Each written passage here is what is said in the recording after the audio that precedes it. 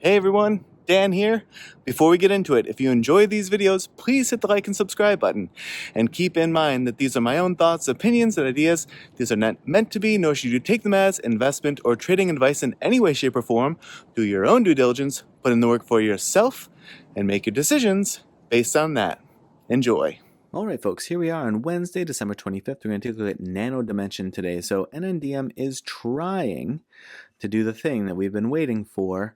And the question is this just the beginning of the move, or is it going to sort of shed it and die off pretty quickly like we've seen in the past? So you see this downtrend resistance, which has been in place since like July of 2023, and then reconfirmed several times. Right now, it's intermingling with that level, having clearly a hard time like breaking through it, right? A bunch of very wick heavy candles after this big plus 16% day, which brought it to and through the downtrend resistance level.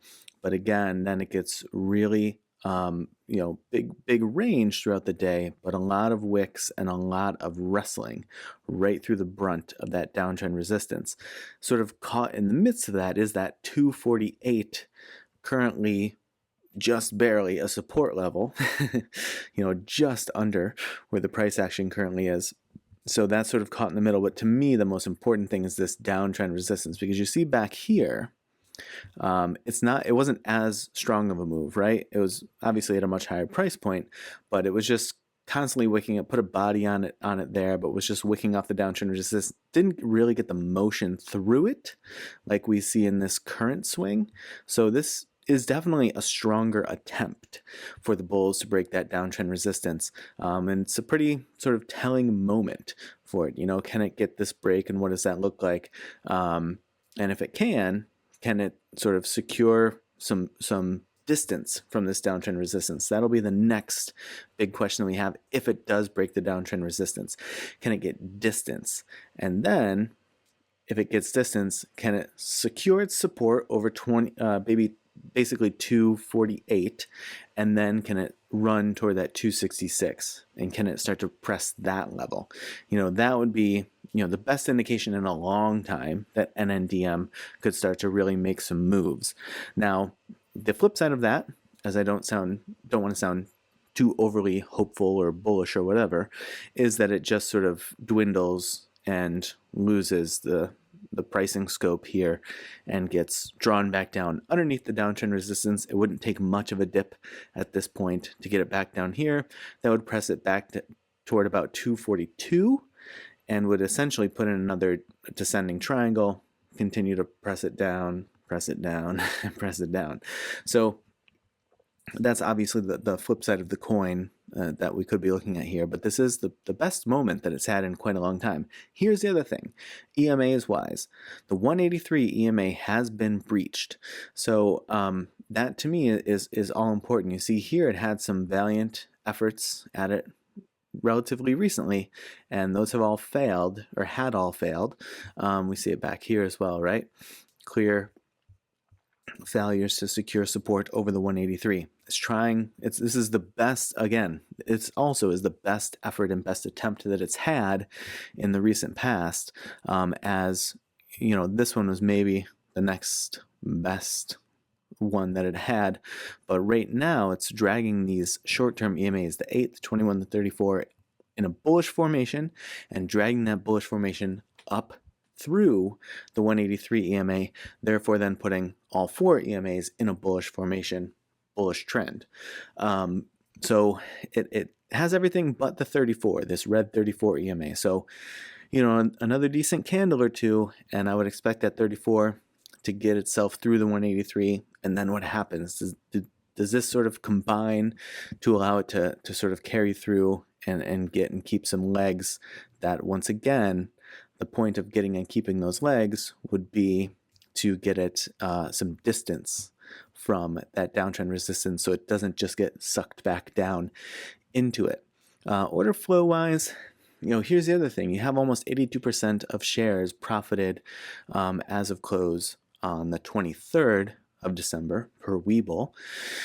And how many of those folks continue to bring in the buying pressure that will be needed to sustain action outside of that downtrend resistance, or are some of those folks, or a large portion of those folks, going to come in, lock in some of that profit, and maybe reduce the buying volume enough and increase the selling volume enough that it's going to dip it back down underneath? I don't know. That's the question. Are folks going to let those winners ride, or is that going to become a bit of a precarious situation if folks do start to lock in profit, given that it's such a high percentage of profited shares at the moment? Here we have some good motion over the call trigger for December. That call trigger 232. The +1 ATR would put it at 285, so that would stretch it well above this 266 if it were to play that out. But it doesn't have much time to get there through December. It doesn't mean that it can't, and it doesn't mean that that really means anything if it doesn't get there. It can still play out just fine into January if it doesn't get to the +1 ATR for December. But, just to say, what you'd want to see in sort of a stronger bullish move is definitely at least motion very near that +1 ATR, if not all the way to it.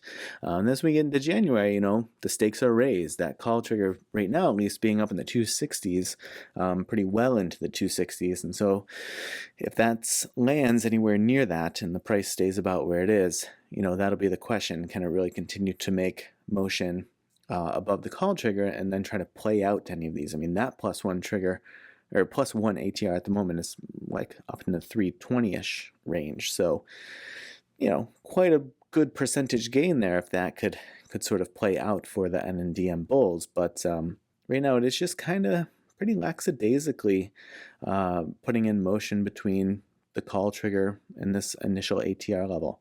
Nothing really sort of banging toward really hunting down that +1 ATR.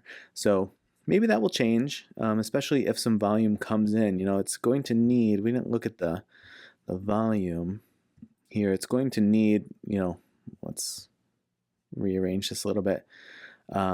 So if we bring in this range here, you're really going to need the range here to step up, right? That's going to have to happen. It's going to have to basically waterfall or cascade. Like these are going to have to roll up into here, and you're going to have to see these grow in order for it to really get that motion worked up. Because otherwise, like I said, I do wonder, oh, ding, ding, ding, everyone.